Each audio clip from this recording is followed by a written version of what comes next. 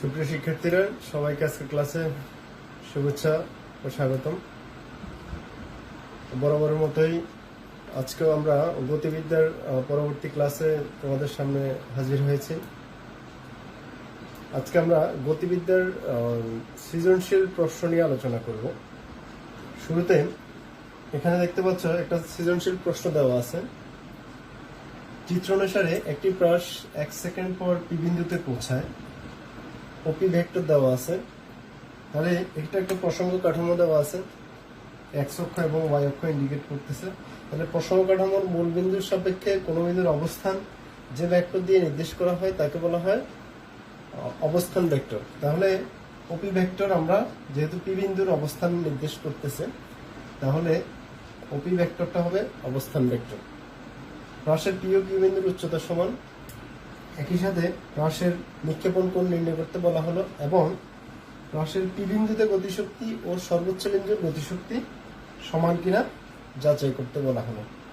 এখন দেখো, তাহলে আমার প্রথমে নিক্ষেপণ কোণ মানে হচ্ছে এই কোণটা বের করতে হবে। স্টার্টিং এ যে নিক্ষেপণ কোণ থিটা নট, নিক্ষেপণ কোণ বের করবো আমরা। তো নিক্ষেপণ কোণ বের করতে গেলে এখানে শুধু একটা ইনফরমেশন আছে, সেটা হচ্ছে 1 সেকেন্ড পর পি বিন্দুতে পৌঁছায় এবং অবস্থান ভেক্টর দেওয়া আছে। আমরা জানি অবস্থান ভেক্টর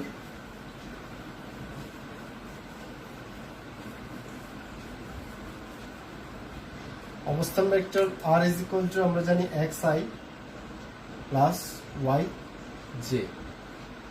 তাহলে এই অবস্থান ভেক্টর ওপি ভেক্টরের সাথে যদি আমরা কম্পেয়ার করি, তাহলে আমরা পাচ্ছি ওপি ভেক্টর এখানে দেওয়া আছে 10i প্লাস 12j।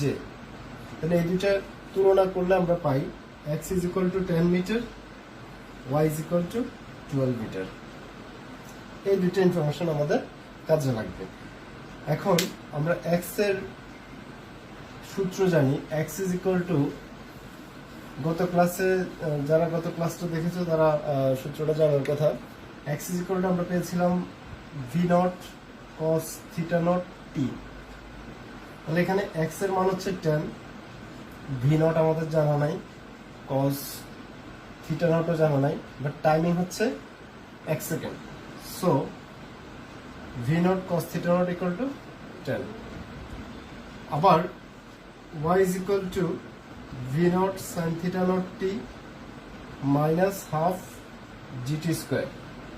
তাহলে এখানে y এর ভ্যালু হচ্ছে 12, v naught sine theta naught t এর মান 1, হাফ 9.8 into 1। সো আমরা পাচ্ছি V naught sine theta naught minus 4.9। তাহলে আমরা পাবো V naught sine theta not is equal to 16.9 হবে। That is equation number 2। তাহলে আমরা দুইটা ইকুয়েশন পেয়ে গেলাম। এই দুইটা ইকুয়েশন সমাধান করলে আমরা থিটা নট এবং ভি নট পেয়ে যাব। তাহলে আমরা 1 এবং 2 সাইন থিটা একটা ইকুয়েশন আর একটা কস থিটার ইকুয়েশন। সো 2 কে যদি 1 দিয়ে ভাগ করা হয়, তাহলে আমরা ভি নট চলে যাবে, 2 ডিভাইড 1 বিকামস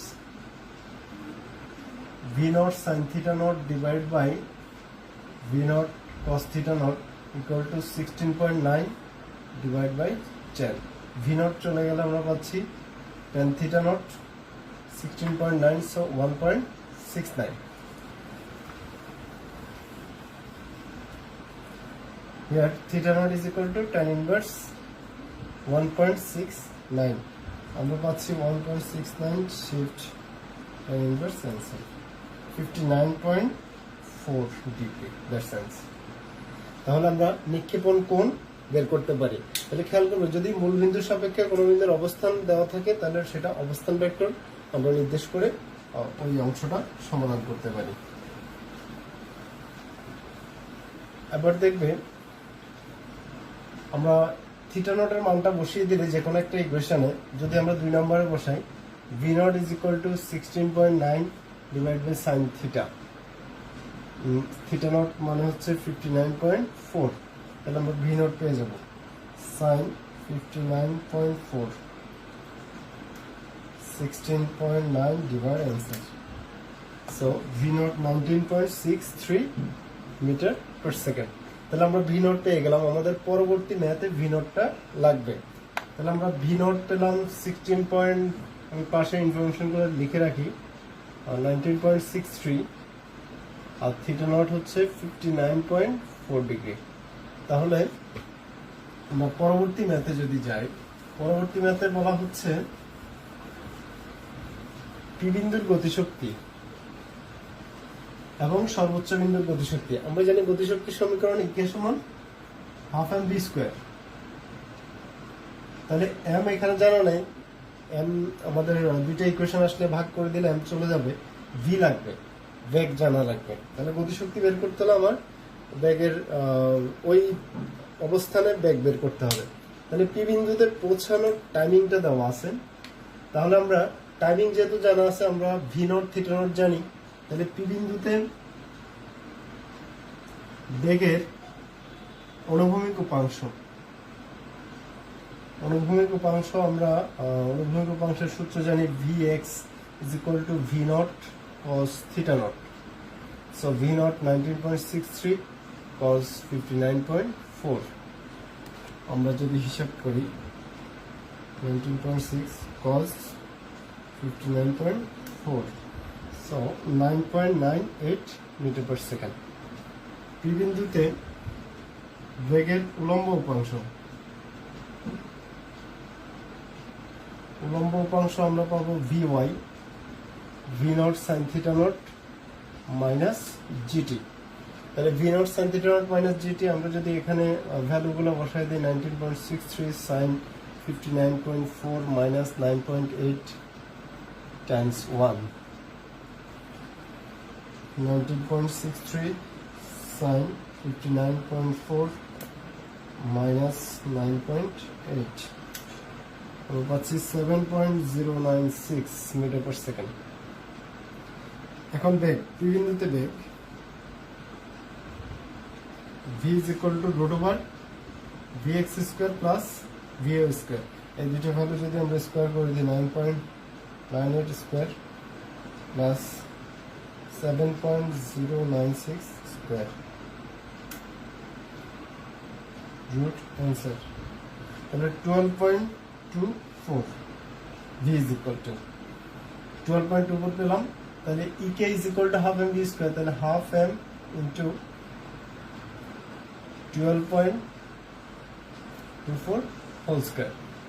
তাহলে একটা ইকুয়েশন পেলাম আমরা পি বিন্দুতে গতিশক্তি।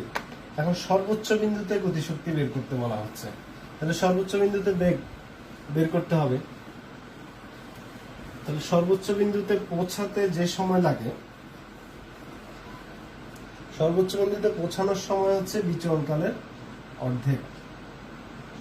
সর্বোচ্চ বিন্দুতে পৌঁছানোর সময় small t is equal to হবে ক্যাপিটাল টি বাই 2, মানে বিচরণকালের অর্ধেক সময় লাগবে।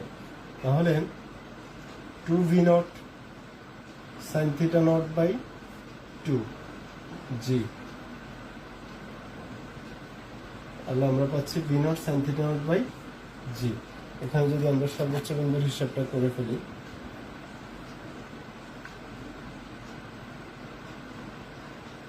তাহলে আসবে কত, 19.63 sin 59.4 divided 9.8, 1.72 সেকেন্ড। তাহলে 1.72 সেকেন্ড পর vx বের করতে হবে, 1.72 সেকেন্ড পর vy বের করতে হবে। তাহলে দুইটা ইকুয়েশন পাবো, vx এর তো কোনো পরিবর্তন হবে না, v not cos theta not, তাহলে 19.63 cos 59.4, 19.63 cos 59.4, 9.99। তারপরে হচ্ছে vy v not sin theta not minus gt, 19.63 sin 59.4 minus 9.8 Times timing হচ্ছে 1.72, 0.04 আসতেছে। তাহলে সরি, এটা আমাদের না করলেও চলবে, বিকজ সর্বোচ্চ বিন্দুতে যদি আমরা হিসাব করি এখানে 0.04টা অ্যাভয়েড করতে পারি। সর্বোচ্চ বিন্দুতে vy 0, কারণ সর্বোচ্চ বিন্দুতে বেগের উলম্ব উপাংশ থাকবে না, যেহেতু এটা ম্যাক্সিমাম হাইটে পৌঁছায় গেলে তাই এটা জিরোর কাছাকাছি আসে। তাহলে আমরা ভি বের করতে পারি √vx² প্লাস vy²। তাহলে vx এর ভ্যালু তো আমরা জানি 9.99 হোল স্কয়ার প্লাস 0, সো 9.99 মানে fx10। তাহলে আমরা গতিশক্তি লিখতে পারি ek prime half M v prime square, এটাকে ভি প্রাইম ধরি, তাহলে হাফ এম ভি প্রাইমের ভ্যালু হচ্ছে 9.99 হোল স্কয়ার। তাহলে এখন আমরা দুইটা ইকুয়েশনকে ভাগ করতে পারি, ek divide by ek prime. তাহলে আমার এখানে হাফ এম চলে যাবে, তাহলে থাকবে 12.24 square divide by 9.99 square, 12.24 square divide 9.99 square, এটা 1.50। তাহলে ek divide by ek prime, so ek is equal to 1.5 ek prime. তাহলে ek not is equal ek prime, মানে হচ্ছে পি বিন্দুর গতিশক্তি এবং সর্বোচ্চ বিন্দুর গতিশক্তি সমান নয়, মানে একটা আরেকটার পি বিন্দুর গতিশক্তি হচ্ছে সর্বোচ্চ বিন্দুর গতিশক্তির 1.5 গুণ। তাহলে এভাবে সমাধানগুলো করতে পারো। আমরা এখন আরো একটা সৃজনশীল প্রশ্নে যাব।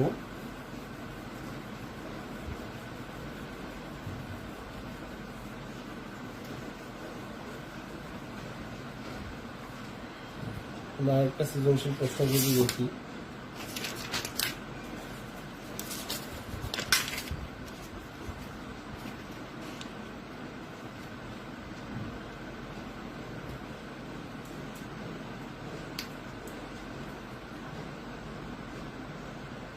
একজন গলফ খেলোয়াড়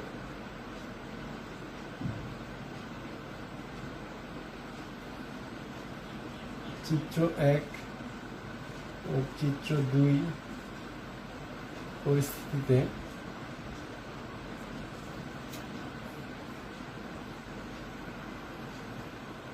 বল গর্তে ফেলার জন্য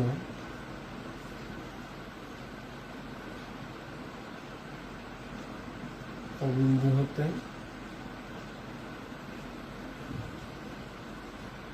বলকে আঘাত করলো। তাহলে আমরা দুটো চিত্র এখানে দেখব।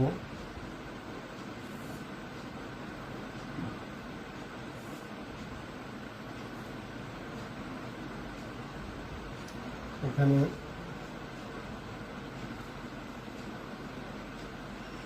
মাঝখানে একটা গাছ দেওয়া আছে, গাছের হাইট হচ্ছে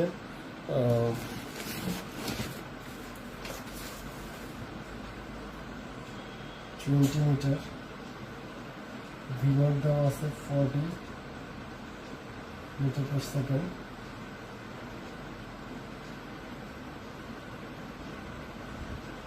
এখানে হচ্ছে গর্ত দেওয়া আছে, তাহলে এখান থেকে গাছের ডিস্টেন্স হচ্ছে 30 মিটার, এখান থেকে গর্তের ডিস্টেন্স হচ্ছে 160 মিটার।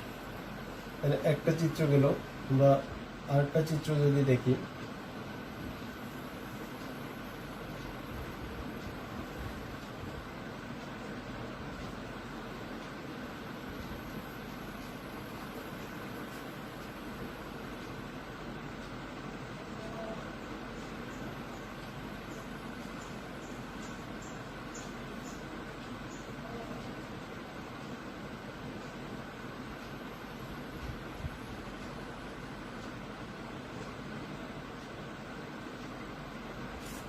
হ্যাঁ, আমরা দুইটা চিত্রই দেখতে পাচ্ছি এখানে।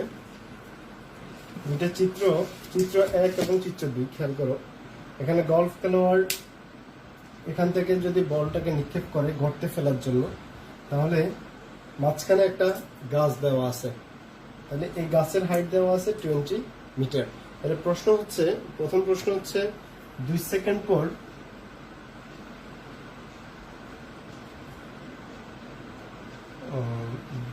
বলের অনুভূমিকের সাথে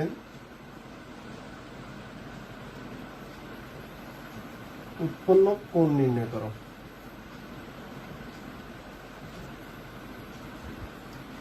দ্বিতীয় প্রশ্ন হচ্ছে কোন চিত্রানুসারে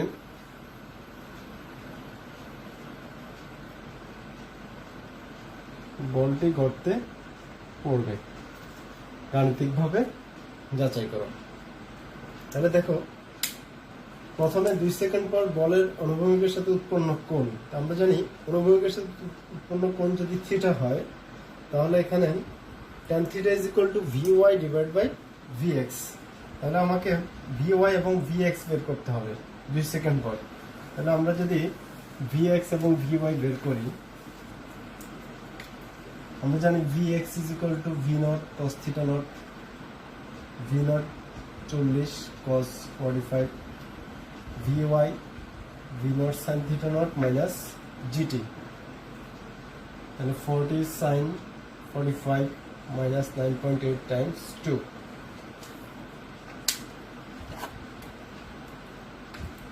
তাহলে 40 cos 45 28.28। তোমরা হিসাবটা তারপর নিজেরা একটু চেক করে নিবে, আমার হয়তো যদি কোনো মিস্টেক থাকতে পারে। 40 sin 45 minus 9.8 times 2, 8.68। তাহলে আমরা 2 সেকেন্ড পর অনুভূমিকের সাথে উৎপন্ন কোণ বের করব। অনুভূমিকের সাথে উৎপন্ন কোণ tan θ = vy / vx। তাহলে vy হচ্ছে 8.68 divide 28.28 shift tan inverse answer. তাহলে থিটা পাবো আমরা 17.07 ডিগ্রি। 2 সেকেন্ড পর অনুভূমিকের সাথে উৎপন্ন কোণ। এখন দ্বিতীয় প্রশ্ন দেখো, দ্বিতীয় প্রশ্ন হচ্ছে কোন চিত্র অনুসারে বলটি গর্তে পড়ার সম্ভাবনা আছে বা গর্তে পড়বে। তাহলে এখানে আগে আমাকে এখানে একটা ইনফরমেশন আমি দিতে খেয়াল ছিল না, সেটা হচ্ছে জি এর ভ্যালু 10 ধরতে হবে। এখানে 10 ধরলে তাহলে অঙ্কটাতে একটু ডিফারেন্ট ওয়েতে করতে হবে। যেহেতু আমরা এটা করে ফেলছি, তোমরা এটা 10 দিয়ে করবে। 10 দিয়ে করলে একই প্রসেসে যা আসে ওটাই answer.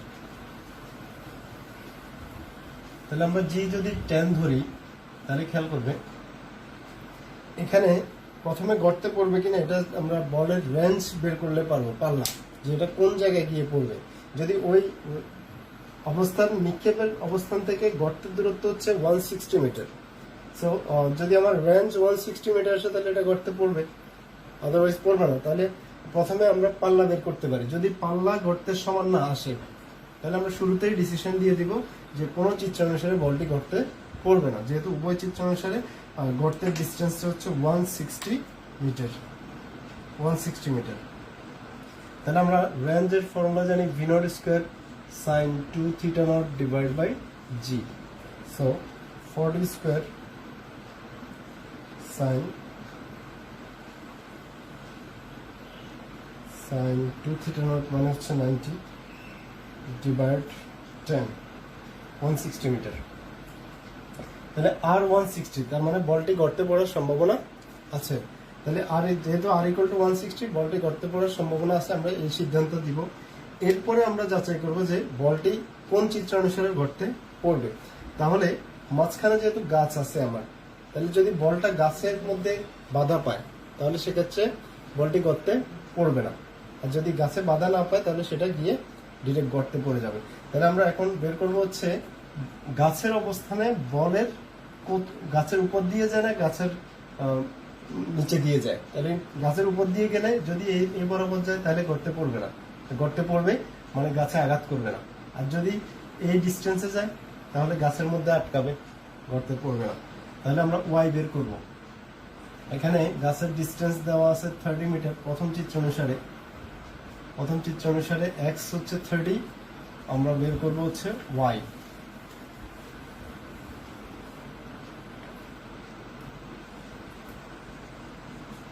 y is equal to x tan theta naught minus gx square by 2 v naught square cos square theta naught। এই ফর্মুলা দিলে আমরা একবারই বের করতে পারি।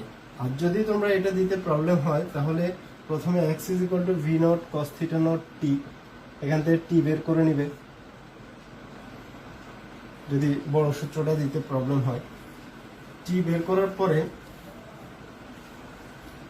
আমরা y বের করব, y is equal to v naught sin theta naught t minus half gt square। এভাবে করলেও তোমার ম্যাথ ঠিক আছে। তাহলে আমরা x বের থেকে টাইমিং বের করব, টাইমিং বের করে y বের করব, y বের করে দেখবো যে এটা y যদি গ্রেটার দেন 20 মিটার হয়, গাছের হাইট হচ্ছে 20 মিটার, তাহলে গাছে আঘাত করবে না, উপর দিয়ে গিয়ে ঘরতে পড়বে। তাহলে আমরা এখান থেকে যদি বের করি 30 10 45 10 30 square 40 whole square cos 45 whole square 30 10 45 30 to cos 45 whole square times 40 square times 2 10 times 900 divided answer, then 5.625 30 minus answer 24.375। তাহলে প্রথম চিত্র অনুসারে বলটা যায় হচ্ছে 24.375 মিটার উপর দিয়ে, তার মানে প্রথম চিত্র অনুসারে বলটি গর্তে পড়বে। বিকজ অফ গাছের হাইট দেওয়া আছে 20 মিটার, তাহলে এটা y যেহেতু y গ্রেটার দেন 20 মিটার, সুতরাং বলটি প্রথম চিত্র অনুসারে গর্তে পড়বে। এখন আমরা দ্বিতীয় চিত্রটা যদি হিসাব করি, দ্বিতীয় চিত্রে আমার x হচ্ছে 100 মিটার, শুধু এখানে x টা চেঞ্জ হবে, বাকি সব ঠিক থাকবে, এখানে 100 হবে। তাহলে আমরা 100 দিয়ে যদি হিসাব করি তাহলে কি আসে একটু দেখো। তাহলে 100 tan 45 মানে 100 minus 100 square times 10 divide by 2 into 40 square times 0.5 100 times 100 times 10 divided answer 62.5। তাহলে 100 মাইনাস অ্যান্সার 37.5। তাহলে দ্বিতীয় চিত্র অনুসারে y গ্রেটার দেন 20, তাহলে দ্বিতীয় চিত্র অনুসারে বলটি গর্তে পড়বে। তাহলে আমরা ফাইনাল ডিসিশনে আসতে পারি, সেটা হচ্ছে উভয় চিত্র অনুসারে বলটি গর্তে পড়বে। তাহলে এইভাবে তোমরা সমাধান করবে। আর যদি আমার প্রথম স্টেপে আমার দেওয়া থাকতো যে বলটি গর্তে পড়বে কিনা, আমরা আর বের করলে আর যদি 160 না আসতো, ধরো সাপোজ আর এর মান আসছে 150 মিটার, তাহলে আমাদের বাকি অংশটা আর করার প্রয়োজন নেই। তাহলে আমরা সরাসরি করে দিব, যেহেতু আর লেস দেন 160 মিটার বা R naught is equal 160 meter, সুতরাং বলটি গর্তে পড়বে না। তাহলে এখানে আমাদের সিদ্ধান্ত চলে আসবে। আর যদি আর যেহেতু সমান আসছে, তখন গাছের হিসাবটা আমাদের করতে হবে। এখন আমরা গতিবিদ্যার আরেকটা অংশের একটা অংশ দেখাই। আমরা জানি s is equal to vt, তাহলে v is equal to s by t। তাহলে s দ্বারা এখানে বোঝানো হয় সরণ বা দূরত্ব, বা আমরা এটাকে x দিয়েও লিখতে পারি। তাহলে v is equal to x by t ও লেখা যায়। তাহলে অপারেটরের সাহায্যে যদি আমরা লিখি, অপারেটরের সাহায্যে লেখা যায় v is equal to dt of x। তাহলে এখানে সময়টা হচ্ছে আমার অপারেটর, যেহেতু সময়ের সাপেক্ষে বেগের হিসাব করা হয়, তাহলে অবস্থান চেঞ্জ হবে সময়ের সাপেক্ষে। তাহলে সময়টা আমার যদি অপারেটর ধরি, তাহলে v is equal to আমরা পাচ্ছি dt of x। তাহলে ত্বরণ হচ্ছে বেগের পরিবর্তনের হার, তাহলে এই সমান dt of v। তাহলে বেগের পরিবর্তনের হারকে ত্বরণ বলে। তাহলে v কে আমরা এভাবে লিখতে পারি, dt of s দিয়েও লিখতে পারি, যেহেতু s দ্বারা সরণ বোঝাচ্ছে dt of s, অথবা অবস্থান ভেক্টরের পরিবর্তনের হারও হচ্ছে dt of r ভেক্টর দিতে পারি যদি ভেক্টর ফরম্যাটে লিখি। তাহলে আমরা বেগের পরিবর্তনের হার হচ্ছে ত্বরণ, আর সরণের পরিবর্তনের হার হচ্ছে বেগ। এখন এখান থেকে যদি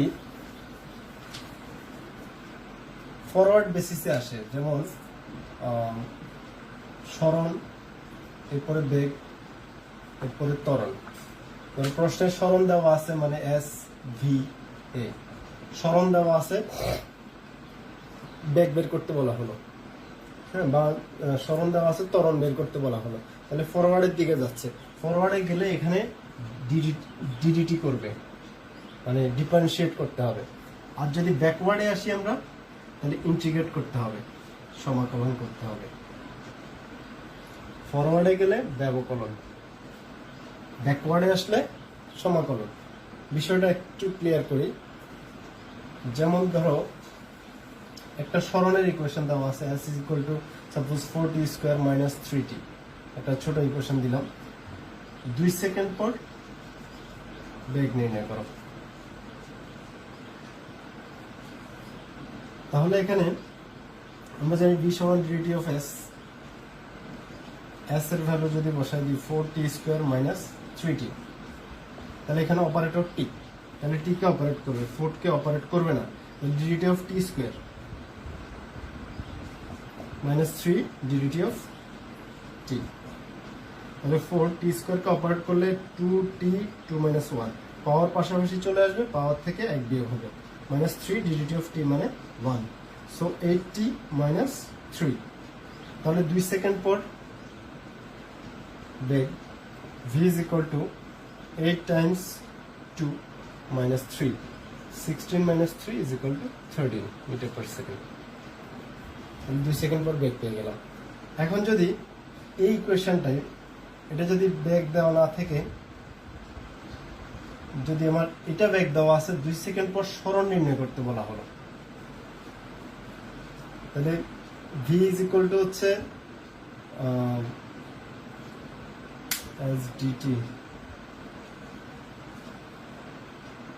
হ্যাঁ, তাহলে v দেওয়া আছে, আমার সরণ বের করতে হবে। তাহলে ব্যাকওয়ার্ডে আসলো না, বেগ থেকে সরণ উল্টা দিকে করতে হবে। তাহলে উল্টা দিকে করতে গেলেই আমাকে ইন্টিগ্রেট করতে হবে। দেখো একটু, যদি আমরা উল্টা দিকে আসি, আমরা জানি v সমান dt of s, তাহলে আমার বের করতে হবে s, তাহলে ds is equal to v dt, তাহলে integration of ds integration of v dt, ds K integration করলে মোট s পাবো।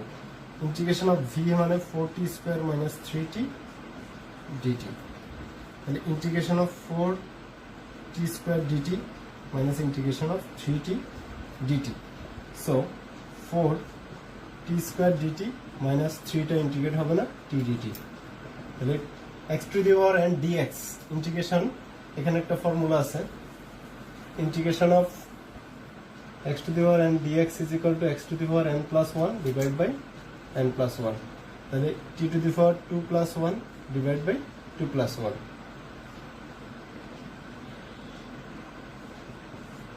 minus 3 t to the power 1 plus 1 divided by 1 plus 1, তাহলে 4 t cube divided by 3, 3 t square divided by 2। এখন আমরা 2 second পর যদি আমরা বের করতে চাই, এখন টাইমিংটা বসাই দেব। আফটার কমপ্লিটিং ইউর ইন্টিগ্রেশন, হ্যাঁ, then you can put the value of t. তাহলে v is equal to আমরা পাবো s is equal to 4, t এর ভ্যালু হচ্ছে 2, 3 times 2 square divided by 2, 8 by 3, 3 times 4 divided by 2, তাহলে 4 times 8 what 3, তাহলে 10.67 minus 2, 3 times 6, 10.67 minus 6, 4.67 metre. তাহলে খেয়াল করবে, যেটা বলছিলাম, যদি ফরওয়ার্ড বেসিসে যায়, ফরওয়ার্ডে গেলে ডিফারেন্সিয়েট করবে, আর ব্যাকওয়ার্ডে যদি আসে তাহলে ইন্টিগ্রেট করতে হবে। এটা এমসিকিউতে আসে, খুবই গুরুত্বপূর্ণ। দেখা যাচ্ছে যে ডিফারেন্সিয়েট করলে যে অ্যান্সারটা আসবে, এখানে যদি এটাকে আমরা ডিফারেন্সিয়েট করি, যে অ্যান্সারটা আসবে ওটা অপশনে থাকবে, ভুলবশত সবাই এটাকে সিলেক্ট করে ফেলে এবং অ্যান্সারটা ভুল আসে। সো এই বিষয়টা একটু খুবই গুরুত্বপূর্ণ, কেয়ারফুল থাকবে। তো আমরা পরবর্তী লেসনে অন্য কিছু নিয়ে আলোচনা করব। এই ক্লাসটা তোমরা ভালোভাবে দেখবে। সবাইকে সাথে থাকার জন্য ধন্যবাদ।